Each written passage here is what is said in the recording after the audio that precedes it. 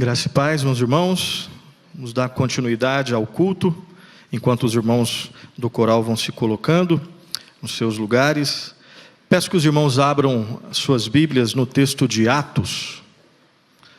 Atos capítulo 16. Texto que servirá para a pregação, a meditação desta noite na palavra de Deus. Atos capítulo 16, do versículo 11 ao versículo 15. Atos 16, do 11 ao 15. História conhecida da conversão de uma irmã, da irmã Lídia. Pela graça de Deus, que o Espírito Santo fale aos nossos corações, a nós que estamos aqui presencialmente, aqueles que estão acompanhando pelas mídias sociais, aqueles que vão acompanhar depois. Atos 16, do 11 ao 15, eu vou fazer a leitura, peço que você acompanhe, por favor. Lá está escrito assim: Tendo, pois, navegado de Troade, seguimos em direitura a Samotrácia, no dia seguinte a Neápolis, e dali a Filipos, cidade da Macedônia, primeira do distrito e colônia. Nesta cidade permanecemos alguns dias. No sábado, saímos da cidade para junto do rio, onde nos pareceu haver um lugar de oração. E assentando-nos, falamos às mulheres que para ali tinham concorrido. Certa mulher, chamada Lídia, da cidade de Tiatira, vendedora de púrpura, temente a Deus, nos escutava. O Senhor lhe abriu o coração para atender às coisas que Paulo dizia. Depois de ser batizada, ela e toda a sua casa nos rogou, dizendo: Se julgais que eu sou fiel ao Senhor, entrai em minha casa e aí ficai. E nos constrangeu a isso. Feche os seus olhos, vamos orar mais uma vez. No nome de Jesus, nós agradecemos a Ti, ó Senhor, Deus eterno, Pai querido. Obrigado, ó Pai, pela Tua bondade, misericórdia, porque o Senhor não nos trata segundo nós merecemos. Obrigado, ó Pai, pela Tua graça, pelo Teu favor, ó Pai, em nossas vidas.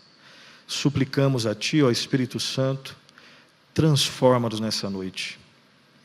Fortalece a nossa fé. Confronta-nos naquilo que devemos ser confrontados. Consola-nos, conforta-nos, edifica-nos, fortalece, alimenta, ó Pai, a cada um de nós. Se alguém ainda não conhece o Senhor, ó Pai, que possa conhecê-lo nessa noite. Aqueles que já conhecem o Senhor, ó Pai, que possam cada vez mais estar firmes no Senhor.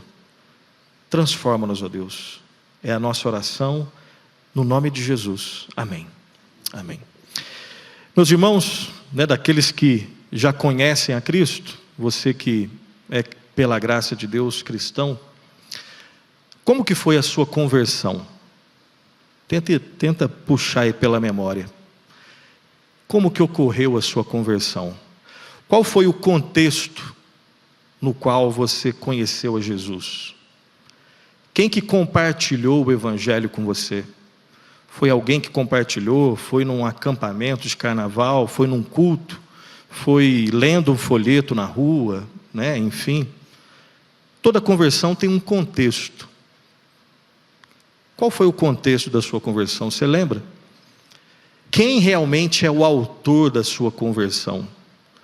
Foi você, primeiramente, sem a ajuda de Deus? Você que era um morto espiritual, que um dia deu vida a você mesmo e escolheu a Jesus? Foi você que realmente é o autor, que conseguiu se converter? Quem é o autor? Quem foi o autor da sua conversão? E quais são os sinais, os frutos da sua conversão? O que mudou? Essas são perguntas que nós devemos, de quando em quando, nos fazer. Não para entrar em crise existencial, pelo contrário, mas para lembrar daquilo que é realmente fundamental. Essas são perguntas fundamentais, Pode ser que a nossa memória falhe, é verdade, em algumas respostas aí. Mas, obviamente, a gente tem que saber algumas coisas, né? E olhando para esse texto aqui, você vê uma mulher, a conversão de uma mulher. Eu quero lembrar claro que não dá para lembrar de todos os detalhes, eu nem sei de todos os detalhes, né? Mas pelo menos de duas conversões toda conversão tem elementos externos diferentes. Eu até citei alguns aqui, né? Hoje mesmo eu estava conversando com alguém, eu não lembro agora quem, mas que falou que uma pessoa assim, o reverendo Jonatas Camargo, né, nosso amigo, nosso irmão, numa reunião agora pela manhã, hoje pela manhã, dos pastores, ele disse que uma pessoa disse para ele que foi para a igreja dele porque viu um folheto no chão, né? E vendo esse folheto no chão que falava da segurança da salvação, e essa pessoa que pegou esse folheto no chão, na igreja que ele estava, não se pregava sobre segurança da salvação. Essa pessoa que viu esse folheto no chão, achava a segurança da salvação um tema extremamente estranho, porque nessa igreja, é você que dá segurança para a salvação. Se você estiver num dia bom, num dia que você conseguiu orar, num dia que você conseguiu ler a Bíblia, num dia que você conseguiu de repente, né, fazer lá os exercícios espirituais, nesse dia, pelos seus atos, se perguntar, se você morrer você vai para o céu, esse dia, pelos seus atos, você está salvo. Agora, se no outro dia você pecou, aí você perdeu a salvação. Extremamente angustiante, extremamente antibíblico, porque se a nossa salvação, se a minha segurança e a sua segurança da salvação é proporcional aos nossos atos, aí é complicado, para não dizer outra coisa, né? Porque o padrão de Deus é simplesmente perfeição. Então esse moço viu um folheto na rua que falava sobre segurança da salvação. Ele leu, foi impactado por isso, e tinha o carimbinho da igreja, e foi na igreja, e enfim, está lá. Não sei quem conhece, né, mas o Rodolfo Abranches, ex-vocalista, né, do Raimundos, uma banda de rock que existe ainda, né, não agora, não com ele. Mas o Rodolfo Abranches, em algum momento da vida dele, a conversão dele, depois você pode entrar lá no YouTube para ver, né? Mas a partir de umas reuniões de oração que algumas irmãs faziam na casa dele, reuniões permitidas pela mulher dele, né? Que no início ele achava super chato e careta, né? Naquele contexto ali, aquelas irmãs insistentes, dentro desse contexto, em algum momento lá ele foi transformado e convertido. E aí, dando um testemunho, ele disse o seguinte, abre aspas, e se o jeito dele, Cristo, me amar, foi dando a sua vida por mim, eu dei a minha vida para ele. E ele continua até hoje, e que Deus guarde, abençoe o Rodolfo, esposa dele, e continue vivendo para a glória dele. Então ele, né, externamente, a conversão dele foi bastante dramática, né? Quem conhece Raimundos, né, e eu ouvia, enfim, sabe, né, que externamente, internamente é sempre dramática, é sempre uma revolução. O mundo fala de revolução, né, enfim, mas a verdadeira transformação radical que ocorre na vida do ser humano é a conversão. E toda conversão internamente sempre é uma mudança da morte para a vida, é totalmente revolucionário. A do Rodolfo, externamente também foi. Quem conhecia Rodolfo, o que ele cantava antes e o que ele canta hoje, sabe que mudou totalmente. Agora, quer ver um exemplo de uma mudança, de uma verdadeira conversão, mas que externamente foi diferente? A do C.S. Lewis, né? Que ele narra um pouco as suas lembranças da conversão, num clássico literário, né, do cristianismo, que, inclusive agora esqueci o nome do livro dele, Surpreendido pela Alegria. Surpreendido pela Alegria. Se não leu, leia. Ele disse o seguinte, abre aspas. Primeiro, vamos só ao contexto. Ele era um ateu, desafiado por algumas perguntas de cristãos, ele começou a mudar do ateísmo para o teísmo. Então, de alguém que não acreditava em Deus, ele começou a acreditar pelo menos numa divindade, mas não era ainda convertido. Aí depois ele foi realmente ser cristão. Ele foi tornado um cristão. E aí as palavras dele: cedi, enfim, eu cedi, admitindo que Deus era Deus, e ajoelhei-me e orei. Talvez naquela noite, o mais deprimido e relutante convertido de toda a Inglaterra. Estranho nisso, né? Ele falar isso, né? Mas ele já estava numa caminhada, e essa talvez seja, né? Não com essas palavras, mas se você, por exemplo, nasceu numa família que o seu avô já era cristão, os seus pais eram cristãos, então desde criança você foi educado, né? Indo na igreja, querendo ou não querendo, até porque criança não tem muita escolha, né? Então vai na igreja, vai de qualquer jeito, e vamos para a igreja, ouvindo, cantando e participando das cantatas, Natal, Páscoa. Provavelmente, né, uma criança que não fala palavrão, externamente, mesmo essa pessoa que não é convertida, ela externamente tem comportamentos de um cristão, mas ainda não é cristão. Então no dia em que Deus alcança essa pessoa, você não vê tantas mudanças externas assim, porque externamente ela tinha mais ou menos um padrão, mas internamente, aí é outra coisa, aí mudou completamente. Tanto é que pessoas assim têm às vezes dificuldade de falar: olha, foi exatamente naquele dia. Agora uma pessoa que vem de outro contexto, imagina só, né, que você veio, né, de uma outra religião completamente diferente, né, que você tinha uma vida completamente externa e internamente falando, totalmente diferente do cristianismo. Quando essa pessoa é convertida, interna e externamente é uma mudança completa. Assim como é em qualquer um, internamente.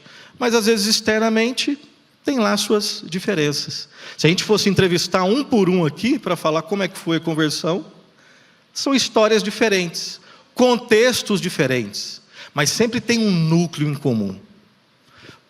Vamos buscar a partir do exemplo aqui de Lídia, porque esse texto aqui narra, de forma bem breve, a conversão de uma mulher, que a princípio era inclusive temente a Deus, num certo sentido, mas ainda não era convertida. Vamos lembrar primeiro quem Lídia era, né? Lídia nasceu na cidade de Tiatira.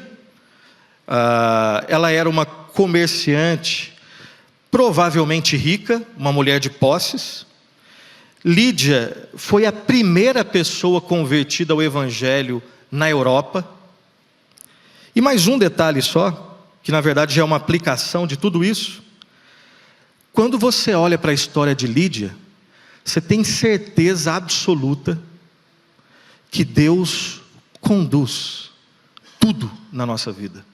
Ele conduz, Ele forma os contextos, Ele é o autor da conversão, e por Ele ser o autor da conversão, sempre quando tem uma conversão verdadeira, ela é provada por sinais e por frutos.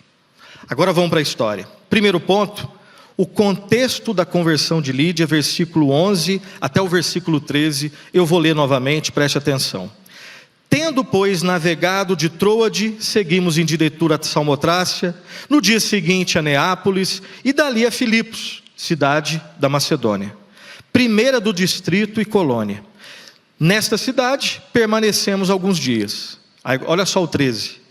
No sábado, saímos da cidade para junto do rio, onde nos pareceu haver um lugar de oração, e assentando-nos, falamos às mulheres que para ali tinham concorrido.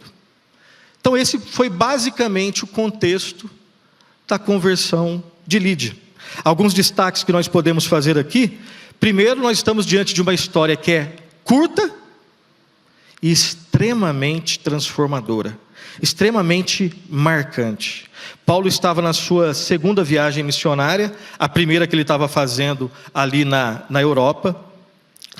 E perceba, eu quero que você leia comigo os versículos dos 6 a 10, só para você ver como que Deus é soberano e Ele guia todos os contextos. Capítulo 16, dos 6 a 10, preste atenção no que está escrito lá.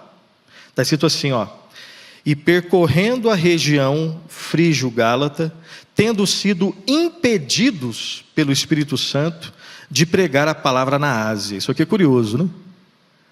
Quem impediu eles de irem pregar a palavra na Ásia foi o Espírito Santo, foi o próprio Deus. Aí o texto continua: defrontando Mísia, tentavam ir para Bitínia. Eles tentavam, aí tem um mais aqui, mas o Espírito de Jesus não o permitiu. Ou seja, quando se chocam os planos meus e os planos de Deus, você sabe quem que é Deus, né? É porque a gente vive numa cultura humanista, que inclusive entra na igreja, que diz que o homem, né, quando Deus fala uma coisa e o homem fala outra, nós podemos ter a palavra final. Existe teologia que fala sobre isso, que defende que no final das contas, eu tenho poder para falar assim, ó, Deus, quem manda sou eu. Ridículo. Esse é um dos textos que mostra. Eu sempre cito, né? A gente não cura, a gente não resiste nem a resfriado. Eu não resisto, às vezes, nem a resfriado. E acho que eu posso resistir àquele que, pelo poder da sua palavra, disse: haja luz e houve luz. Continuando, vamos lá. Versículo 8: e tendo contornado Mísia, desceram a Troade. À noite, sobreveio a Paulo uma visão, na qual um varão macedônio estava em pé e lhe rogava, dizendo: o que disse? Passa a Macedônia e ajuda-nos. Assim que teve a visão, imediatamente procuramos partir para aquele destino, concluindo que Deus nos havia chamado para lhes anunciar o Evangelho. Então esse é o contexto maior ainda. Deus preparando absolutamente tudo. O Deus que é o dono do macro e do micro, preparando tudo, absolutamente tudo. Nem sempre, na maioria das vezes, a gente tem consciência disso tudo. Se perguntasse, né, para Lídia, ela não tinha provavelmente conhecimento disso tudo. Mas Deus aqui nos informa que Ele estava preparando tudo para salvar aquela que viria a ser a sua filha. Paulo usou o seu grupo uma estratégia missionária, porque Filipos era uma cidade que tinha uma alta movimentação econômica. Então, pregar a palavra ali, provavelmente, ia gerar pessoas que iriam pregar em vários outros lugares. Esse é basicamente o contexto da conversão de Lídia. Deus guiando os seus homens, aqui Paulo e mais alguns dos seus homens, para ir numa direção bem específica, porque ali ele tinha propósitos. Aí eu repito mais uma vez: qual foi o contexto da sua conversão? E nós devemos dar graças a Deus, mesmo não tendo detalhes de todos, né? Mesmo não tendo informações de todos os detalhes, de como o Evangelho, como alguém um dia criou coragem para entregar um folheto, ou para convidar para vir na igreja, ou para falar do Evangelho mesmo sobre alguns riscos. Risco de ser insultado, risco de você ter falado: ou não, some da minha frente. Tenta lembrar um pouco, e dê graças a Deus, porque foi Deus que levantou homens e mulheres, para que o Evangelho chegasse até a sua vida, assim como ocorreu com Lídia. Contexto. Agora, embora seja, né, uma pergunta retórica, quem foi o autor da conversão de Lídia?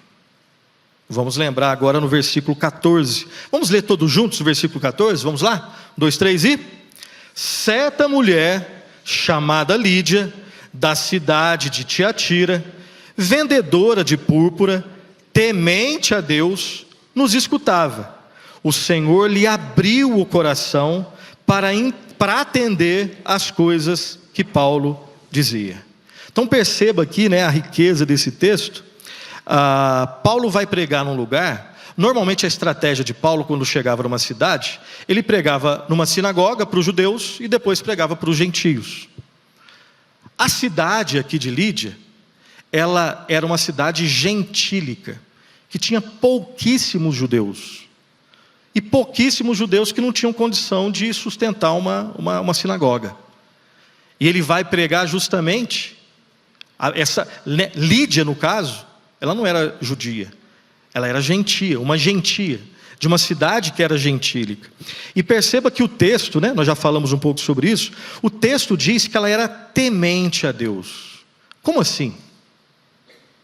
Porque normalmente quando nós utilizamos a expressão, aquele é um homem temente a Deus, aquela é uma mulher temente a Deus, normalmente a gente fala isso de cristão. Só que sempre olhe para o contexto. Nesse contexto aqui, não quer dizer isso. Ela era temente a Deus no sentido intelectual. Ela não era uma ateia, uma ateísta. Ela era uma pessoa que intelectualmente tinha inclinação para acreditar em divindade. Ela tinha respeito e consideração por Yahvé, o único Deus verdadeiro. Mas ela ainda não era convertida. Existem pessoas assim até hoje. Talvez você tenha sido alguém que tinha essas características. Alguém que não era convertido. Se perguntar para você que se você nasceu de novo, se Cristo é o seu Senhor e Salvador, em algum momento da sua vida você fala, não, aí nem tanto. Mas sempre tem aquela frase mais ou menos assim, mas eu respeito as religiões. Eu acredito em Deus.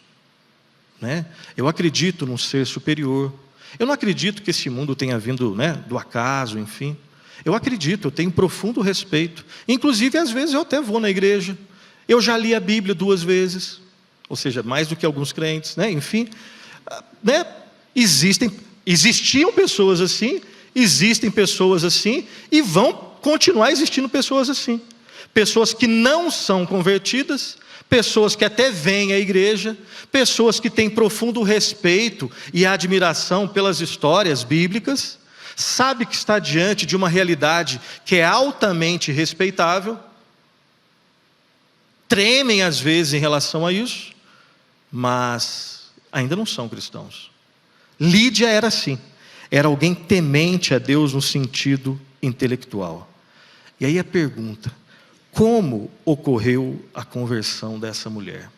Versículo 14 deixa claro para a gente. Ela escutou, ela prestava atenção, audição. A fé não vem pelo ver, a fé vem pelo ouvir da palavra de Deus. Mas todos ouvem. Aconteceu algo que ocorre em toda a conversão. O Senhor, o quê? Abriu o coração de Lídia para que ela entendesse salvadoramente. Você pode entender não salvadoramente. Você pode perguntar para pessoas que não são convertidas, e algumas pessoas não convertidas, elas vão falar assim, eu acho que o politeísmo é antilógico, eu acho que o monoteísmo é o caminho correto, eu creio que o Deus da Escritura, que é uno e trino ao mesmo tempo, é um Deus em 3 pessoas, é o que faz mais sentido. Isso tudo é intelectualidade, mas não tem fé. Para que haja transformação, nós somos totalmente dependentes de Deus, para que aquilo que está sendo pregado, venha acompanhado do toque do Espírito Santo, que abre o entendimento. E agora não somente você considera Jesus Cristo uma pessoa boa, o maior dos mestres, o maior dos líderes, o maior dos psicólogos, o maior dos filósofos. Não é só isso. Uma pessoa que foi tocada pelo Espírito Santo pode dizer, Ele é o meu Salvador e o meu Senhor. Só uma pessoa que foi tocada pelo Espírito Santo é que realmente se arrepende dos seus pecados e olha para Cristo, depositando toda a sua vida nas mãos de Cristo e tendo Ele como o seu Salvador e o seu Senhor. A gente vive numa cultura, que se a gente sair agora e ir para as livrarias, você vai ter esses títulos que eu coloquei aqui. Jesus, o maior psicólogo que existiu, e vende. Jesus, o maior administrador que existiu.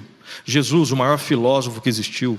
Jesus, o maior humanista que existiu. Até aí, A cultura aceita, tranquilo. Agora escreve um livro deixando bem claro que Jesus, o único caminho, a única verdade e a única vida que existe. Fora dele existe condenação. Só com ele é que existe redenção. Aí a cultura não vai topar não. Porque isso não soa inclusivo. Isso não soa plural. Isso é contra, né, a mentalidade pseudo-inclusivista. Na nossa cultura dita plural e inclusivista, não tem espaço para a centralidade de Jesus Cristo. Só que tem um problema. Só existe salvação quando você aceita Jesus Cristo como seu único Senhor e Salvador. E a conversão dessa mulher aconteceu exatamente assim. João 6,14 diz assim: ninguém pode vir a mim se o Pai que me enviou não o trouxer, e eu o ressuscitarei no último dia. O apóstolo Paulo, lá em Romanos, capítulo 10, versículo 17, diz assim: e assim a fé vem pela pregação, e a pregação pela palavra de Cristo.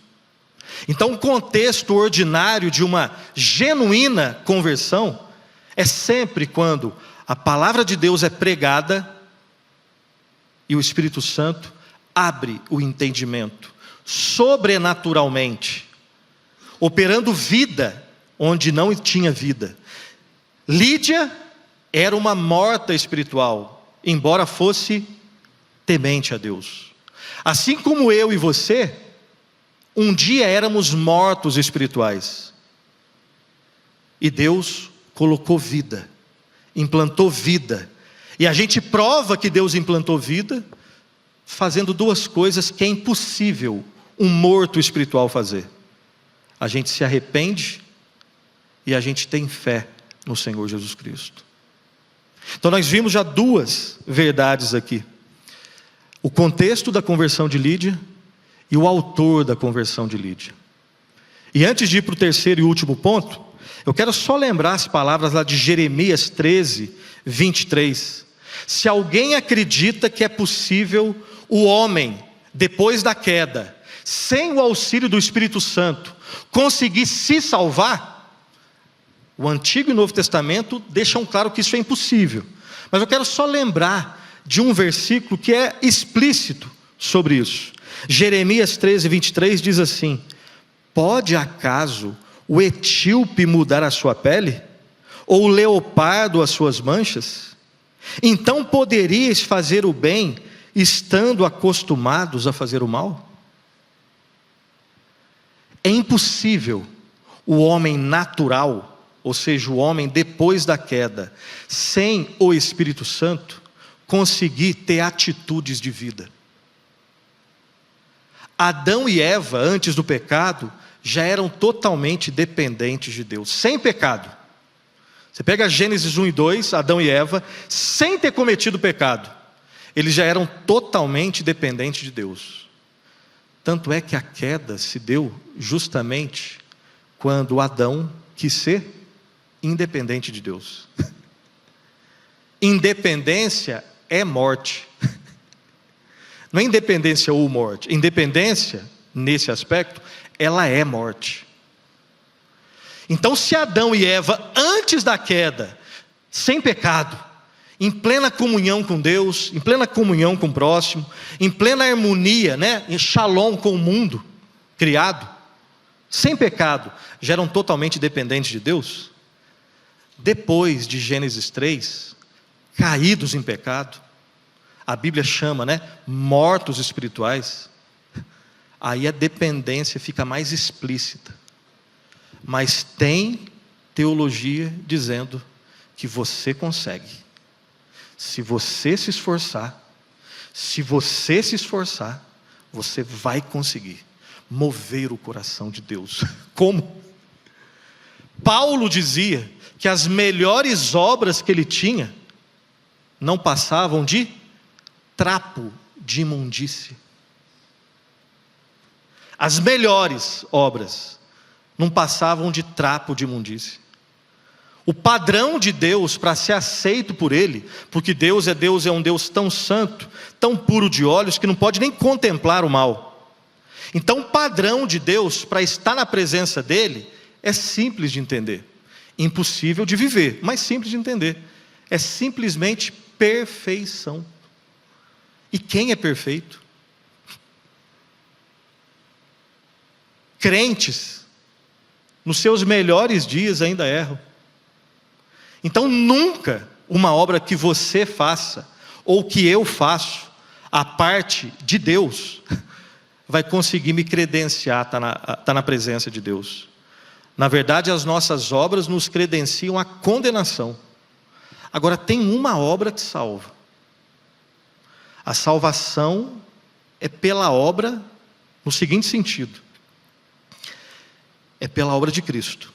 A única obra aceita pelo Pai é a obra que o seu Filho fez na cruz do Calvário.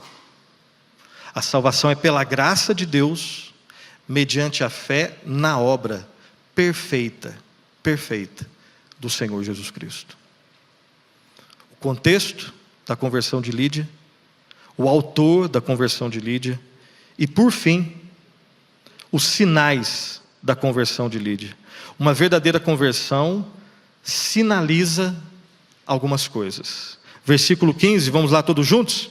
1, 2, 3 e... Depois de ser batizada, ela e toda a sua casa nos rogou, dizendo: se julgais que eu sou fiel ao Senhor, entrai em minha casa e aí ficai. E nos constrangeu a isso. Lembrar aqui de 2 personagens da história: John Newton, que escreveu a Graça Sublime, né, Amazing Grace. John Newton, e assim, vale muito a pena conhecer a vida dele. Deve ter em português umas 3 biografias desse personagem, fantástico. Ele, antes da conversão, ele acompanhava o seu pai como marinheiro. Ele trabalhava num navio que traficava escravos, né? Ele era um traficante de escravos. E ele conta, né, nas suas memórias, como que era o dia a dia, né, ali no navio. As palavras mais sujas possíveis, os papos mais sujos possíveis, as práticas mais sujas possíveis. E ele se deliciava nisso. E traficando escravo, ali no contexto da Inglaterra. Até que um dia, ele se arrependeu dos seus pecados, verdadeiramente. Ele creu no Salvador, Jesus Cristo, verdadeiramente. E aí, de traficante de escravo, ele e o William Wilberforce, que é um outro personagem muito interessante, eles foram os 2 grandes nomes, junto com outros, que ajudaram na abolição da escravatura lá na Inglaterra. Então é uma coisa antes de Cristo, é outra coisa depois de Cristo. Não é que eles eram perfeitos. Tanto é que um verdadeiro cristão, ele se considera um miserável, totalmente dependente de Deus. Mas eles mudaram totalmente, assim como todos os cristãos mudam. Os sinais sempre seguem a salvação. E quais foram os sinais apresentados por Lídia de que ela realmente foi convertida? Primeiro, ela estava perto de um rio e ela foi batizada. Segundo, Lídia levou outras pessoas a Cristo, pois o texto diz que ela e sua casa. Então ela já foi espalhando o evangelho. Ela já queria ser batizada, ela pregou o evangelho para outras pessoas, ela e sua casa, todos batizados.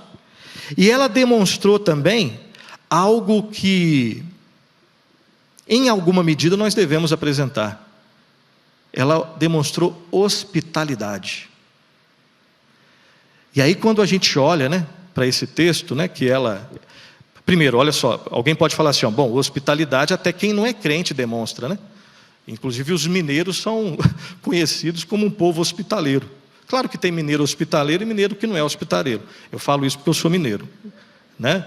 Mas culturalmente, né, mineiro tem aquela fama, né? Abre a casa para todo mundo, vem aqui tomar um bolo, queijinho, aquela coisa toda. Tem gente que é assim, tem gente que não é. Então não precisa, a princípio, ser convertido para de repente chamar algumas pessoas para dentro da sua casa. A gente tem que entender essa hospitalidade. Naquele contexto, ser cristão era praticamente um crime. Tanto é que Paulo foi preso em Filipos, por ser cristão. Então quando Lídia chama cristãos, e ela sim, ela dá uma forçada de barra, né? O texto diz que ela constrangeu, né? Ó, vem, não vem, não, por favor, vem, meio que, não sabe como é que foi, mas o texto diz que constrangeu, ela deu uma forçadinha. E olha só, ela estava chamando criminosos para ficar na casa dela. Se ela fosse pega, provavelmente também seria presa. Ali ela corria risco de vida fazendo tudo isso. Então não é só ser hospitaleiro de forma geral. E alguém pode de repente falar assim, bom, naquela época, né, mesmo tendo esse contexto todo, aí era mais fácil. Não era. Eu queria vê-la ser hospitaleira em São Paulo, né? Não, aqui em São Paulo até agora, por enquanto, ser cristão não é um crime, né? Se você convidar um cristão para ir na sua casa, você não vai ser preso por causa disso. Então, normalmente a gente tem essa tendência, às vezes você, a gente tem essa tendência, né? Não, naquela época era mais fácil. Não, naquela época era mais difícil. Bem mais difícil demonstrar esse tipo de hospitalidade. E ela demonstrou. Em algum nível ela corria risco, quando ela chama cristãos, criminosos, para irem para a casa dela. E o texto continua, a gente vai terminar por aqui, mas o texto continua. Mais à frente, Lucas, que escreveu Atos, deixa bem claro que a primeira igreja que surgiu na Europa, surgiu na casa de Lídia. E aqui fica um incentivo, né? Normalmente igrejas, não é que é sempre assim, mas muitas igrejas nascem de trabalhos familiares. Quando você abre a sua casa para reuniões semanais ou quinzenais de cristãos, que vão ali orar, que vão ali cantar, que vão ali se edificar na palavra de Deus, uma igreja pode nascer dessa tua coragem, dessa tua hospitalidade revolucionária e corajosa. Então esse foi o contexto da conversão de Lídia. Deus é o autor da conversão de Lídia e de todas as conversões. E esses foram os sinais que acompanharam, que testificaram que Lídia era uma verdadeira convertida. Assim como todos os cristãos. Você também teve um contexto. Deus é que te salvou. E por mais que nós ainda estejamos longe do padrão da perfeição, e a perfeição é uma característica que nós teremos só lá na glória, mas todo cristão tem sinais. Se antes o pecado era gostoso, hoje você sente vergonha com o pecado. Se antes palavras específicas você falava sem notar, hoje se alguma acontece, você coloca a mão na boca e pede perdão a Deus e à pessoa que você de repente proferiu essas palavras. Os cristãos ainda lutam. Paulo lutava, Lídia lutava, e nós ainda continuamos lutando. Mas Deus, Ele continua sustentando o seu povo. E eu termino com essas aplicações. Primeiro, Deus é o Senhor de todos os contextos, de todas as conversões. Se você está compartilhando o Evangelho com alguém, Deus está formando o contexto, usando você para marcar no tempo e na eternidade a vida de alguém, assim como alguém já fez com você. Deus é o Senhor sobre tudo e Ele é o Senhor da missão e da evangelização. A missão é de Deus e Ele chama o seu povo para trabalhar nessa missão. Cada cristão é chamado para essa missão no contexto onde você vive. Mas nem sempre a gente tem consciência disso. Que às vezes entregando o folheto, às vezes chamando alguém para a igreja, às vezes, mesmo com medo, mas falando do Evangelho, Deus vai te usar para marcar a vida de alguém. E a gente tem que despertar para essa realidade. Eu tenho que despertar para essa realidade. A gente aprende também na história de Lídia, que é possível se interessar por questões teológicas sem ser convertido. E a internet está aí para provar para a gente. Não só a internet. Gente que lê teologia sistemática. Gente que conhece às vezes um pouco de grego, de hebraico. Gente que consegue falar bonito, mas não é convertido. Gente que sabe, né? Usa termos judaicos, não sei o quê, aquela coisa toda, mas não é convertido. É possível ter interesse em teologia sem ser convertido. Não é possível o contrário, tá? Se é convertido, não é que vai fazer seminário e tem que ler teologia sistemática, não estou falando isso. Mas é possível ter interesse em teologia sem ser convertido. Mas não é possível ser convertido sem querer conhecer mais de Deus. Até porque Deus nos salvou para Ele. Então eu quero conhecer mais quem é esse Deus. Eu quero conhecer mais quem eu sou segundo a palavra de Deus. Eu tenho dificuldade em ler a Bíblia, a gente tem, mas eu quero transpor essa dificuldade. Com Lídia a gente aprende isso também. A história da conversão de Lídia e todas as demais conversões nos mostram de modo muito claro como ocorre a salvação. Não é a princípio o homem buscando a Deus, é Deus buscando o homem. Nós só o amamos porque Ele nos amou primeiro. Se existe já um gosto no seu coração por Deus, você pode ter certeza, não nasceu com você, não nasceu comigo, porque nós já nascemos pecadores. Se existe um gosto pelas coisas de Deus na minha vida e na sua vida, esse gosto foi colocado por Deus. E atente-se para isso. Aquele que começou boa obra em vós, há de completá-la até o dia de Cristo Jesus. Ele não deixa de terminar o que Ele começou. Nós somos assim. Às vezes a gente deixa alguma obra no meio do caminho. E às vezes a gente até termina uma obra, mas não fica muito bem feita. Com Deus isso é impossível. Se Ele começou, Ele vai terminar. Então mesmo que você passe um momento extremamente difícil, hoje, saiba que se tem fé em você, Deus é que colocou. E essa fé não vai apagar. E eu termino dizendo o seguinte: para quem nessa semana você vai compartilhar o Evangelho? Com quem?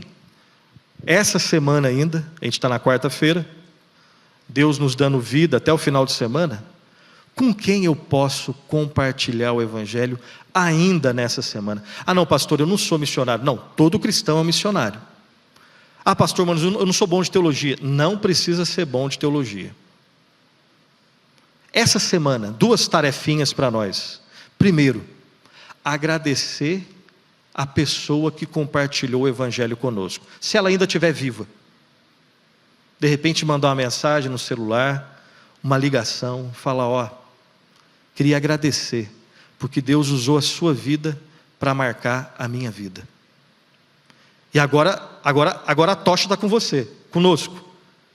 Com quem essa semana, 1, 2, ou sei lá quantas pessoas, eu posso compartilhar o Evangelho? Porque assim como Paulo fez parte do contexto da conversão de Lídia, nós somos chamados também a fazer parte do contexto da salvação de outras pessoas. Que Deus nos dê força, sabedoria, obediência, coragem. Feche os seus olhos, vamos orar.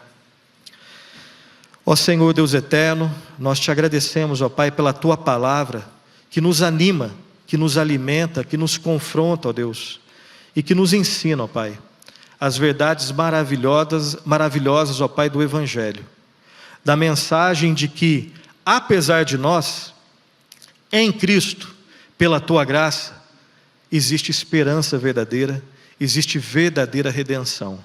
Obrigado, ó Pai, porque pudemos relembrar do contexto da salvação de Lídia, do autor da conversão de Lídia, que é o Senhor, e dos sinais que acompanharam a conversão da tua filha. E nessa lembrança, ó Pai, nós aos poucos vamos lembrando, ó Pai, do contexto da nossa salvação, de que ao Senhor toda a honra e toda a glória, porque o Senhor, pela tua misericórdia, a tua graça que nos salvou. E o Senhor nos chama, ó Pai, para compartilhar da tua palavra com outras pessoas. Ó Deus, livra-nos de desistir, fortalece a nossa fé e ajuda-nos, ó Deus, a viver para a tua honra e tua glória. Em nome de Jesus. Amém. Que Deus abençoe.